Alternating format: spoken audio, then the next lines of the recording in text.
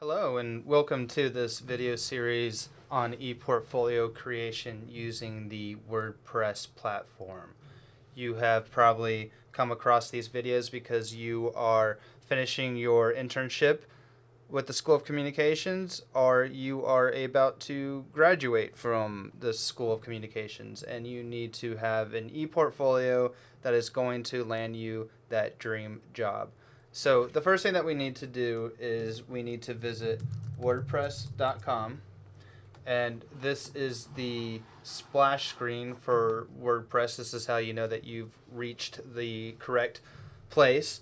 And you might already have an account created with WordPress. You might have used a blog or created a ePortfolio already in a previous class. So if that is the case, you have already gone through this process and you know how to log in. This tutorial makes the assumption that this is the very first time that you've approached WordPress. So bear with us if you already have an account created. But if you don't, this is the steps that you have to go through. As you can imagine, you probably want to click on the Create Website button if this is your first time, and it's going to take you to step 1 of 5.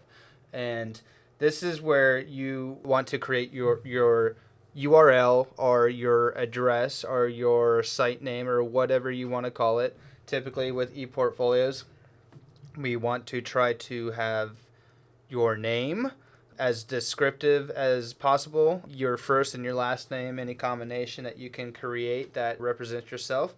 So for people who have more common names, you probably won't have any luck. So for instance, if I try out my name, it's going to say, sorry, that site already exists. Again, if you have a more typical name, you will probably have this problem. And things that you can try to do is you can try to put in your middle initial, and that doesn't really help. Or you can do your last name first or first name last, any combination that you can try to do so that you can get your name into that. But because I know that that's going to be difficult with my name, and this is just an example for these tutorials, I am not going to worry about it, and I am going to just create something like test Elon ePortfolio.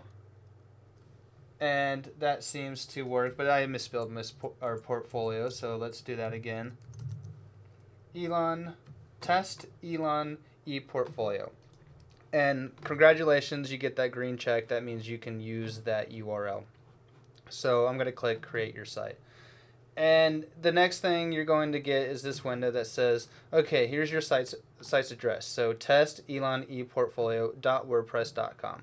Now, there are going to be moments where WordPress tries to convince you to buy a premium account so that you don't have this .wordpress.com. For your ePortfolio, you really don't need to worry about that. It's the free services that WordPress provides are very adequate for creating the portfolio that you need to create. You can go back in the future if you decide and upgrade your account and change that prefix. But I'm suggesting that you really don't need to worry about it. So they need a few more details. They need your email address. And I am going to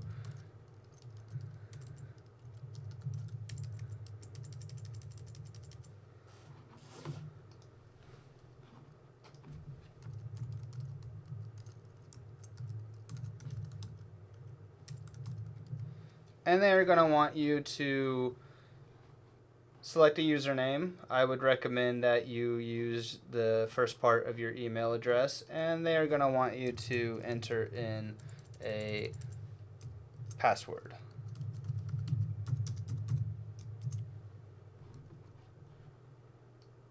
And again, WordPress is going to try to upsell you with a premium account saying, you know, we can have it be .com, .me, .co. Let's not worry about that. No, thank you. We don't want that. The fourth step that you have to accomplish is picking your theme. The theme dictates the overall style and layout of your site, and because we are just creating it right now, and we will have a whole video where we will talk about themes more in depth. So let's not really worry about this too much right now. I'm just going to go ahead and pick a theme that I like. Something something relatively simple. So let's go with those coals. And one more time, WordPress is going to ask that you upgrade your account and pay them money. And we don't need to do that. Again, the basic services that WordPress provides are more than adequate for what we need. So I'm just going to go ahead and say select free. Then you're going to get to the step where it says, okay, great, we just need you to verify your email address that you've provided us. So we need to take a moment to go open up our email account and to find that email that WordPress has sent us. Okay, so you've logged into your email and hopefully you have found a email form from WordPress, and this is what it'll look like, and it'll say thank you for signing up, and click the button to confirm your email address. And when you've done that, you are done. You've created your first site and you will see this hello world post. So in the next video, we will talk a little bit more in depth about themes, how to work with themes, and what they do and don't do for your ePortfolio. So we'll see you in the next video.